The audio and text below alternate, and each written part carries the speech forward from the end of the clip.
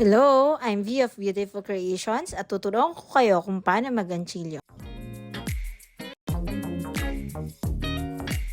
Ituturo ko naman sa inyo ngayon kung paano gumawa ng double crochet. Una natin kailangan gawin, hanapin natin yung ikatlong stitch mula dito sa loop. Isa, dalawa, tatlo. So tatandaan natin yan. Tapos mag-yarn over tayo bago natin ipasok yung hook dito sa ikatlong stitch. Tapos, mag-yarn over ulit tayo at ilalabas natin dito sa stitch. Makikita natin na may tatlo tayong loop dito sa hook. Pag nag-yarn over tayo, sa dalawang stitch lang natin or dalawang loop lang natin ilalabas yung hook.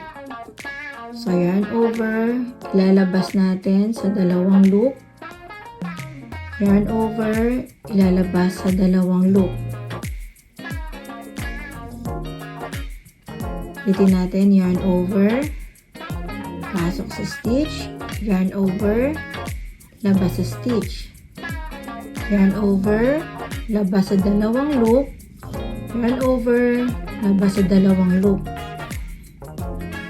Yarn over, pasok natin sa stitch, yarn over, ilalabas natin sa stitch, yarn over, ilalabas sa dalawang loop, yarn over, ilalabas sa dalawang loop,